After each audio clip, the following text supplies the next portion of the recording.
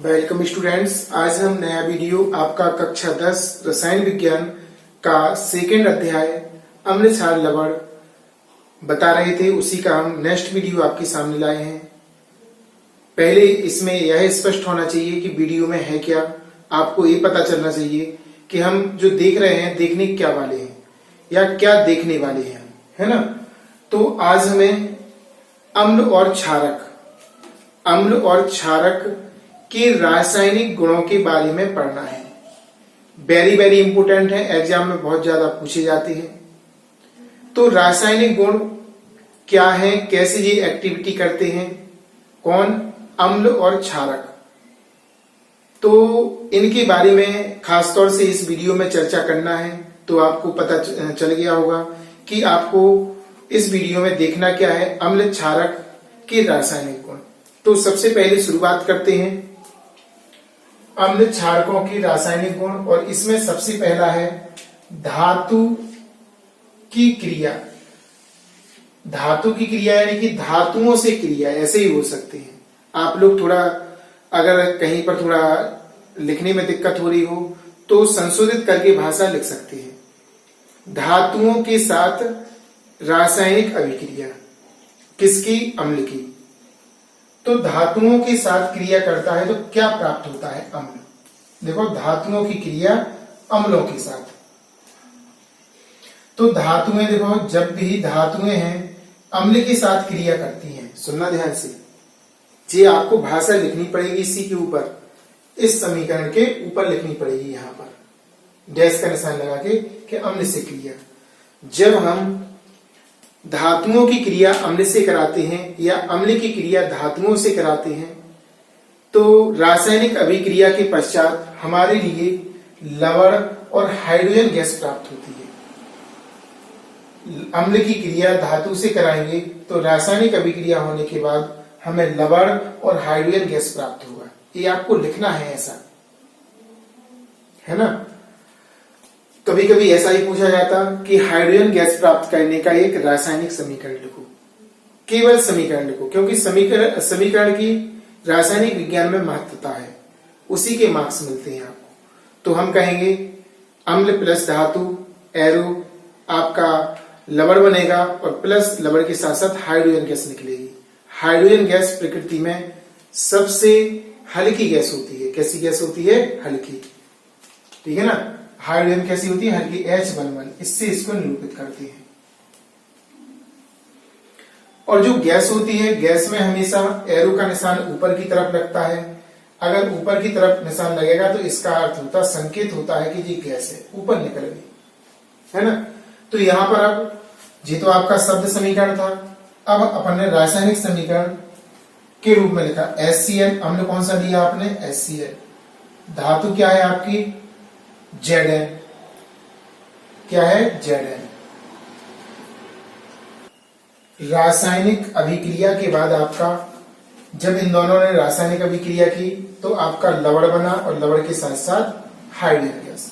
अब लवण कौन सा बनेगा, जैसे HCl हमने लिया, Zn एक धातु है, जिंक धातु, हिंदी में भी नाम लिख लेना, हाइड्रोजन क्लोराइड या हाइड्रोक्लोराइड, जिंक। तो यहां पर जिंक क्लोराइड बना, ZnCl2। अब बात आती है इसके नीचे दो कहां से आ गया, तो ये संयोजकता पर डिपेंड करता है। Zn की संयोजकता 2 होती, Cl की 1 होती, तो इसकी संयोजकता इसके साथ जाएगी और इसकी संयोजकता इसके नीचे लिखी जाएगी, इसलिए ये कन्वर्ट होकर क्या हो गया, ZnCl2। संयोजकता के अकॉर्डिंग होती है। और यहां पर हाइड्रोजन गैस, और गैस में हमेशा अणु 2 होते हैं, जैसे H2 तो ये गैस का प्रतीक है, Cl2 गैस का प्रतीक है, 2 अणु होते हैं गैसों में, ठीक है ना। तो यहां पर हम समझ चुके कि जब अम्ल की क्रिया किसी धातु से कराते हैं तो ऐसी स्थिति में लवण और हमारा हाइड्रोजन गैस बनता है। Example HCl plus Zn arrow आपका बनेगा ZnCl2 प्लस H2। और भी दे सकते हैं, कई एग्जाम्पल होते हैं। HCl प्लस धातु आपका Na है तो NaCl बनेगा, आपका लवण क्या बनेगा, NaCl और H2। इसको बैलेंस करना पड़ेगा, इसमें 2 है ना तो यहाँ पे 2 का गुणा Cl 2 हो गया, तो यहाँ पर आपका 2 का गुणा और यहाँ पर भी आपका 2 का गुणा। ऐसे इसे भी बैलेंस करना पड़ेगा। यहाँ पर आपको 2 का गुणा करना पड़ेगा, Cl कितना हो गया आपका 2, Zn 1 है और H कितना है आपका 2, ऐसे ही हो गया इसमें। ठीक है ना, इस तरह से आपको ध्यान रखना पड़ेगा।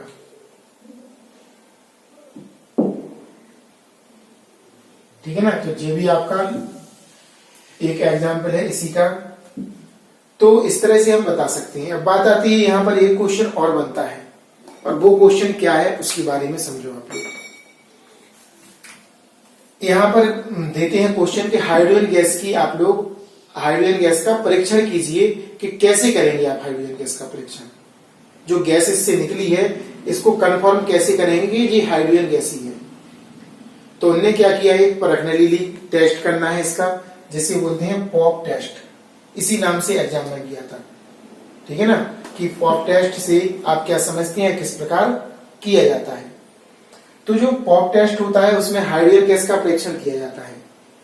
अभिक्रिया के पश्चात हमारे लिए जो हाइड्रोजन गैस प्राप्त हुई, हाइड्रोजन गैस को एक परखनली में बंद कर लेंगे और परखनली को जलती हुई मोमबत्ती के पास ले जाएंगे। तो उसमें से जो गैस निकलेगी खोलने के पश्चात, तो पट पट की आवाज, अपनी भाषा में पट पट, जैसे चिटपिटी गलती है ना, पट पट, ऐसे यहाँ पे आवाज आएगी, लेकिन उस आवाज को क्या कहा, पॉप पॉप, ऐसा ऐसा बोलेगा वो, रसायन विज्ञान की भाषा में पॉप पॉप।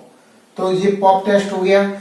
अगर वहां पर हाइड्रोजन गैस उसमें से निकल रही है तो वह जलती हुई मोमबत्ती के पास ले जाते हैं, तो पट पट की आवाज आएगी आपकी, पॉप पॉप की आवाज। तो आप समझ जाएंगे कि इसमें हाइड्रोजन गैस है। ऐसा हाइड्रोजन गैस का परीक्षण आपका हो जाएगा। क्लियर। अब बात आती है क्षारक के साथ, किसके साथ, क्षारक के साथ धातु की क्रिया। किसकी क्रिया, धातु की क्रिया। तो इसका भी शब्द समीकरण है पहले, क्षारक प्लस धातु, तो आपका लवण बनेगा और हाइड्रोजन गैस। इसमें भी वैसे ही होता है जैसा इसमें होता है ना। इसके बाद यहां पर आपका रासायनिक समीकरण कैसा होगा, ये तो शब्द समीकरण है। तो रासायनिक समीकरण में एक एग्जाम्पल ले लिया हमने, NaOH एक क्षारक है, धातु Zn जैसी इसमें ली थी वही इसमें ले लिए अपन ने, है ना। तो इस ऐसी स्थिति में आपका प्राप्त हुआ Na2ZnO2, Na2ZnO2 यानी कि सोडियम जिकेट। इसको क्या बोलते हैं, sodium zincate, sodium zincate. Na2 sodium, ZnO2 को बोलते हैं जिकेट। तो सोडियम जिकेट प्राप्त हुआ, ये लवण है एक, और इसके साथ साथ आपका क्या प्राप्त हुआ, हाइड्रोजन गैस। एरो का निशान आपको ऊपर की तरफ बता रहा है, H2। अब बैलेंस करेंगे तो यहां पर आप 2 का गुणा करना पड़ेगा, J2 है, O2 है, H2 है। ठीक है ना। अब पूरा संतुलित हो गया समीकरण आपका। इसके बाद और भी बता सकते हैं, जैसे कि NaOH लिया हमने किसके साथ, सोडियम धातु के साथ। NaOH पहले से सोडियम धातु था, ठीक है ना, और कुछ ले लो। तो ऐसे ही प्राप्त कर सकते हैं, लेके देख लेना आप लोग, ठीक है ना। तो आपका क्षारक का क्या है, जब हम क्षारक की क्रिया धातु से कराते हैं तो इस स्थिति में रासायनिक अभिक्रिया के पश्चात ऐसा आपको लिखना है, रासायनिक अभिक्रिया के पश्चात आपका लवण और हाइड्रोजन गैस प्राप्त होती है। फॉर एग्जाम्पल आपको बताना है NaOH plus Zn arrow, Na आपका हो जाएगा Na2Zn, Na2ZnO2 प्लस आपका H2 हाइड्रोजन गैस, सोडियम जिकेट, देखो Na2ZnO2 सोडियम जिकेट और उसके साथ साथ हाइड्रोजन गैस H2, ऐसी प्राप्त आपकी हो जाएगी, है ना। इसको नोट कीजिए। इसका भी टेस्ट ऐसे ही कर सकते हैं, पॉप टेस्ट कहलाता। परखनली में भरी हुई हाइड्रोजन से भरी हुई परखनली जलती हुई मोमबत्ती के पास ले जाते हैं तो हमें पॉप की ध्वनि सुनाई देती है, इससे हमें हाइड्रोजन गैस की पुष्टि हो जाती है। जी इसमें टेस्ट में लिखना है आपको, पॉप टेस्ट। अब हमें एक गुण के बारे में फिर से बताती हैं आपको, सेकंड वाला गुण। क्या है इसका। चूंकि आपका टॉपिक है अम्ल क्षारों के बारे में आपको पढ़ना है, तो अम्ल क्षार में सबसे पहले आपको करना क्या है, किस तरह से पहली वाली एक्टिविटी आपको हमने बताई है। अब आपकी दूसरी एक्टिविटी क्या है, अम्लों के साथ धातु कार्बोनेट। अम्लों के साथ क्या है, धातु कार्बोनेट Na2CO3। धातु कार्बोनेट का सूत्र है Na2CO3। सोडियम कार्बोनेट और धातु बाई कार्बोनेट NaHCO3। H बीच में आ गया तो बाई लग गया इसमें। धातु कार्बोनेट और धातु बाई कार्बोनेट, इन दोनों के साथ आपको बारी बारी से अम्लों के साथ अभिक्रिया करते हैं तो क्या बनता है, और क्षारकों के साथ अभिक्रिया करते हैं तो क्या बनता है। तो यहां पर आपको मैसेज दे दें कि आपका धातु कार्बोनेट यानी कि Na2CO3 और NaHCO3 ये दोनों अम्लों के साथ क्रिया नहीं करते हैं। डायरेक्ट लिख देंगे, पेपरों में तो आता है कि धातु कार्बोनेट की अभिक्रिया क्षारकों से कराते हैं तो क्या प्राप्त होता है, हम लिख देंगे इसकी अभिक्रिया नहीं होती है। धातु बाई कार्बोनेट की भी नहीं होती, ठीक है ना, धातु बाई कार्बोनेट की भी अभिक्रिया नहीं होती है, ध्यान रखना इसका। तो चलो क्रॉस हो गया। अब बात आती है अम्लों के साथ क्या करते हैं।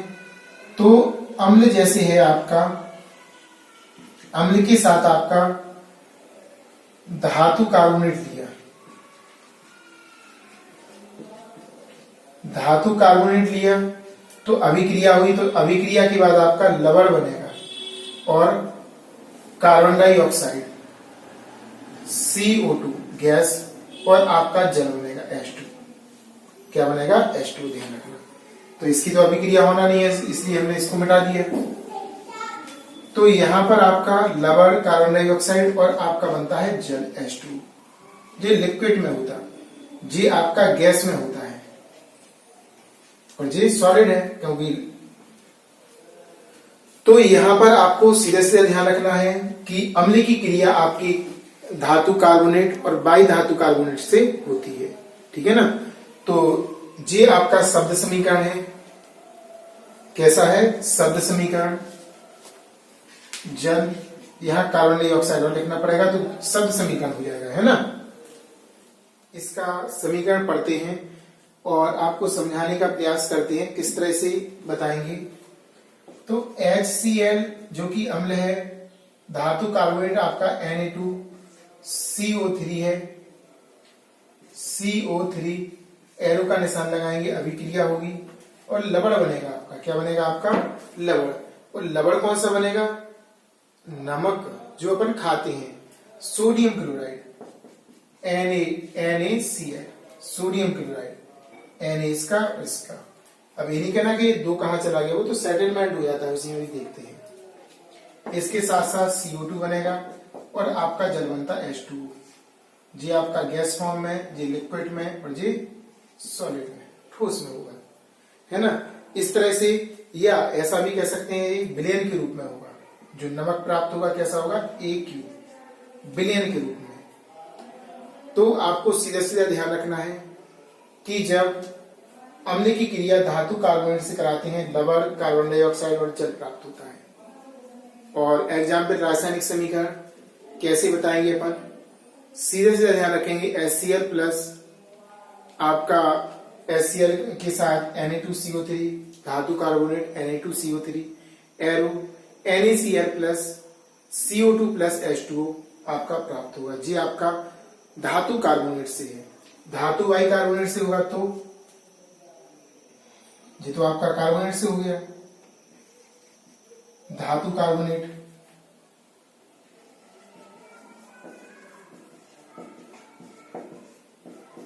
अब आपको धातु बाई कार्बोनेट से बताते हैं।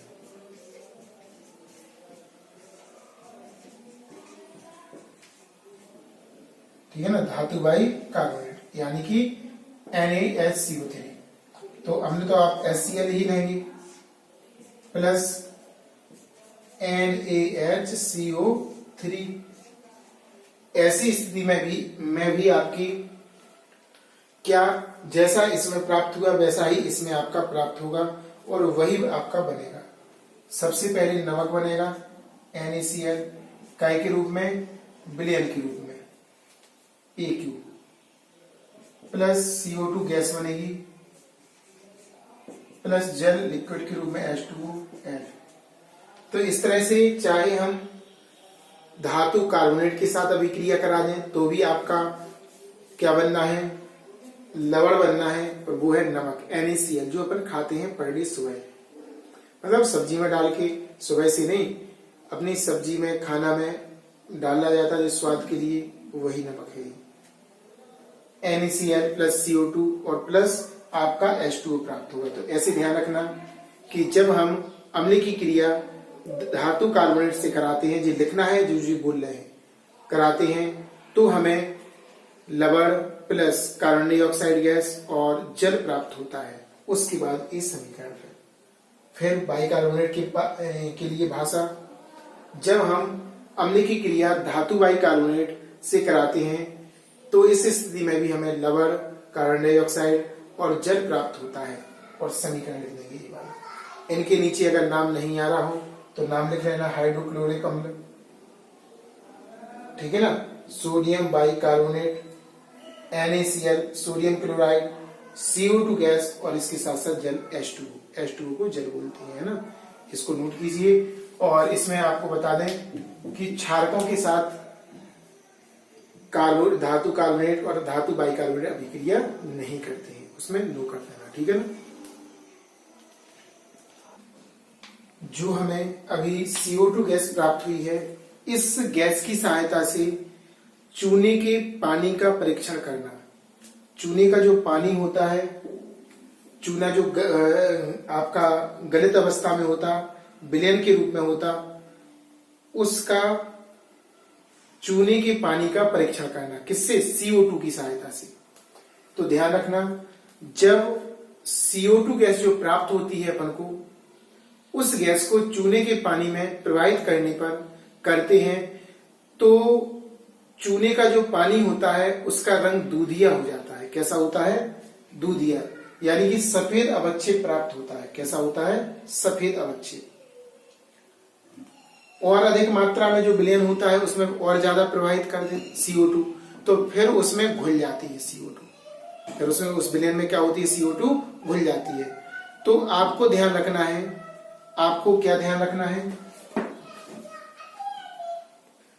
तो सीधा सीधा ध्यान रखना है कि यदि जो चूने का पानी है उसमें CO2 गैस प्रवाहित करते हैं, कम मात्रा में करते हैं, तो जो आपका चूने का पानी का रंग है वो दूधिया हो जाता है, सफेद अवच्छेद आपको प्राप्त होता है।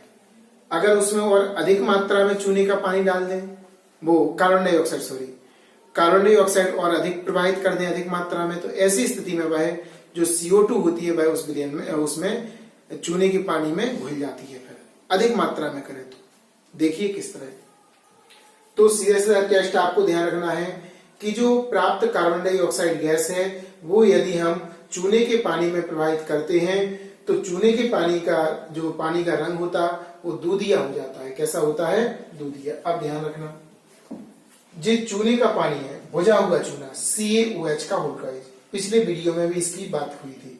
CaOH का होल ट्वाइस बुझा हुआ चूना है जी, विलयन के रूप में है AQ, कार्बन डाइऑक्साइड प्रवाहित की उसमें, तो आपका सफेद अवच्छेद प्राप्त हुआ कैल्शियम कार्बोनेट का,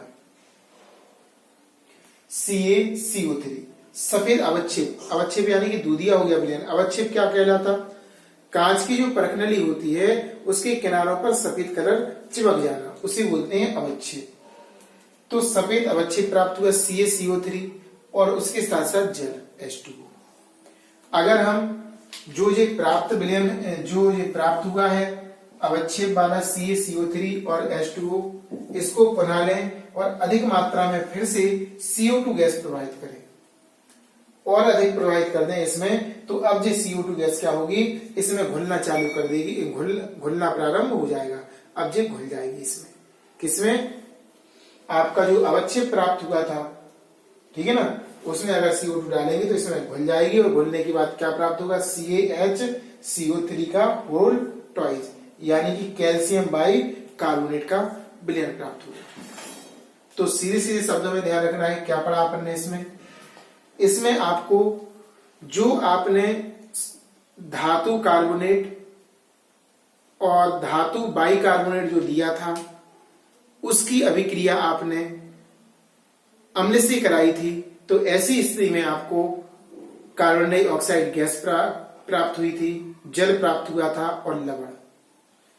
तो उसमें से जो कार्बन डाइऑक्साइड CO2 प्राप्त हुई थी उसका परीक्षण हमें बुझे हुए चूने यानी चूने के पानी से करवाना है।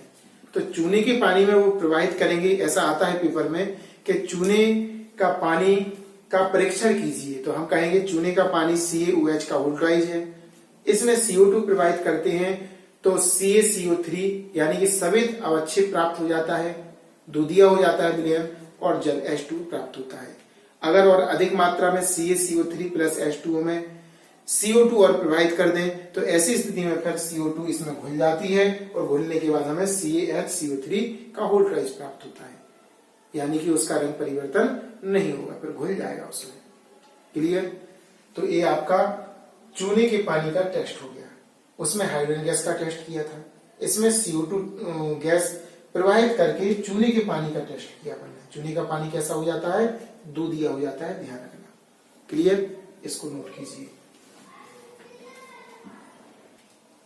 अब हमारा नेक्स्ट हेडिंग्स है अम्ल और क्षारक आपस में अभिक्रिया करते हैं तो क्या होता है। अम्ल और क्षारक अब आपस में अभिक्रिया कर रहे, देखो अम्ल प्लस क्षारक, शब्द समीकरण बता रहे हैं। अम्ल और क्षारक अभिक्रिया करते हैं तो आपका लवण प्लस जल बनाते हैं, ये तो आपका शब्द समीकरण। लेकिन डेफिनेशन क्या है इसकी? तो हम लिखेंगे जब अम्ल तथा लवण परस्पर आपस में रासायनिक अभिक्रिया करते हैं तो ऐसी स्थिति में अम्ल का प्रभाव और क्षार का प्रभाव आपस में समाप्त हो जाता है, अर्थात विलयन उदासीन हो जाता है। विलयन कैसा होता? उदासीन। ये उदासीनीकरण की भी परिभाषा है कि उदासीन विलयन क्या कहलाता। तो हम कहेंगे जब अम्ल की क्रिया किसी क्षार से कराते हैं तो अम्ल का प्रभाव भी वहां पर समाप्त हो जाता है और क्षारक का प्रभाव भी वहां पर समाप्त हो जाता है, या अर्थात दोनों का प्रभाव समाप्त हो जाता है और अभिक्रिया करने के पश्चात लवण और जल बनाते हैं। ठीक है ना? इस प्रकार की क्रिया को उदासीनीकरण अभिक्रिया कहते हैं, ऐसा आप बता सकते हैं। ठीक है ना? यानी कि लवण और जल बनना, अम्ल और क्षार परस्पर, आपको जी डेफिनेशन लिखना है हेडिंग डाल के कि अम्ल और क्षारक परस्पर आपस में अभिक्रिया करके क्या बनाते हैं, ये क्वेश्चन हो गया। तो हम कहेंगे जब अम्ल और क्षारक परस्पर अभिक्रिया करते हैं तो विलयन उदासीन हो जाता है, अर्थात अम्ल का प्रभाव तथा क्षार का प्रभाव आपस में समाप्त हो जाता है, विलयन उदासीन हो जाता है। ऐसी स्थिति में हमारे लिए लवण और जल प्राप्त होता है, इसी को हम उदासीनीकरण अभिक्रिया कहते हैं। अब बात आती है, ये तो डेफिनेशन इसके पहले लिखना है, अब शब्द समीकरण लिखा। अब रासायनिक समीकरण HCl प्लस NaOH, ये आपका अम्ल है, ये क्षारक है, अभिक्रिया किया तो आपका बना NaCl लवण और जल H2O। इस तरह से ये लिक्विड है, ये आपका नमक, ये आपका AQ विलयन है और ये भी आपका विलयन है, और नमक जो होगा वो भी विलयन के रूप में ही प्राप्त होगा। आपका किस रूप में प्राप्त होगा? विलयन के रूप में ही प्राप्त होगा। क्लियर हुआ? तो जब अम्ल क्षारक के साथ अभिक्रिया करता है तो अम्ल का प्रभाव तथा क्षारक का प्रभाव समाप्त हो जाता है और आपस में अभिक्रिया करके विलयन उदासीन हो जाता है और अभिक्रिया करने के पश्चात लवण और जल बनाता है। इस प्रकार की अभिक्रिया को उदासीनीकरण अभिक्रिया कहते हैं और यही अम्ल और क्षारक की आपस में अभिक्रिया है। अब बात आती है, अभिक्रिया की 4 कंडीशन होती हैं, प्रबल अम्ल प्लस दुर्बल क्षारक। दूसरी कंडीशन होती है दुर्बल अम्ल प्लस प्रबल क्षारक। तीसरी कंडीशन होती प्रबल अम्ल प्रबल क्षारक। चौथी और लास्ट कंडीशन दुर्बल अम्ल प्लस दुर्बल क्षारक। ये आपकी 4 कंडीशन है। कितनी कंडीशन है? 4 कंडीशन है आपकी। जब हम प्रबल अम्ल की अभिक्रिया दुर्बल अम्ल से कराते हैं तो हमारा बनता है अम्लीय लवण। अम्लीय लवण प्लस जल। जब प्रबल अम्ल होता है तो अम्लीय लवण। जब आपका प्रबल क्षारक होता है तो क्षारीय लवण प्लस जल। जब दोनों प्रबल हों या दोनों दुर्बल हों तो उदासीन होता है। उदासीन कैसा होता है? उदासीन लवण बनाता प्लस जल। उदासीन लवण प्लस जल। ध्यान रखना ये चारों कंडीशन होती हैं। अम्लीय लवण कब बनता है अगर कोई पूछे तो? जब प्रबल अम्ल दुर्बल क्षारक से अभिक्रिया करता है। प्रबल अम्ल दुर्बल क्षारक से तो अम्लीय लवण बनता है। जब दुर्बल अम्ल हो प्रबल क्षारक हो तो क्षारीय लवण। देखो जो प्रबल है प्रबल अम्ल है तो अम्लीय, प्रबल क्षारक है तो क्षारीय। अगर दोनों प्रबल हैं तो उदासीन होगा, दोनों दुर्बल हैं तो उदासीन होगा। इन दोनों कंडीशन में सेम बनता है। उदासीन लवण और जल, उदासीन लवण और जल। इस प्रकार से आपको हमने अम्ल और क्षारक की भी अभिक्रियाओं के बारे में डिस्कशन किया है और समझाने का प्रयास किया है। आज आपने पढ़ा क्या क्या है? सबसे पहले आपने पढ़ा है अम्ल की क्रिया किससे? धातु से। क्षारक की क्रिया धातु से। अम्ल की क्रिया धातु कार्बोनेट से। अम्ल की क्रिया धातु बाई कार्बोनेट से। और क्षारक की क्रिया धातु कार्बोनेट और धातु बाई कार्बोनेट से नहीं होती है। ठीक है ना? उससे उसकी क्रिया नहीं होती है, ध्यान रखना। और उसके बाद फिर लास्ट में हमने आपको बताया अम्ल और क्षारक की आपस में अभिक्रिया क्या होती है तो क्या होता है? उदासीन होता है। क्लियर? बनता क्या है? लवण और जल। ठीक है ना? क्या बनता है? लवण और जल बनता है। इसके अलावा 4 कंडीशनें होती हैं इनकी अभिक्रिया की। प्रबल अम्ल दुर्बल क्षारक अम्लीय, दुर्बल अम्ल प्रबल क्षारक क्षारीय। अगर दोनों प्रबल हैं तो उदासीन, दोनों दुर्बल हैं तो उदासीन। इस प्रकार से आपको सीखना है। अगर वीडियो आपको समझ में आया हो तो लाइक जरूर करें। नए बच्चे जो देख रहे हैं सब्सक्राइब जरूर कर लें चैनल को। और आप लोग इस वीडियो को देखने से पहले की वीडियो देखें ताकि आपको अच्छा समझ में आए और आप सीख सकें। अधिक से अधिक शेयर कीजिए, नए बच्चों को जोड़ने का प्रयास कीजिए ताकि वो भी हमसे लाभान्वित हो सकें और उनका भी लाभ हो सके, है ना? और सब्सक्राइब जरूर कर लें चैनल को ताकि आपको नई वीडियो की नोटिफिकेशन सबसे पहले प्राप्त हो।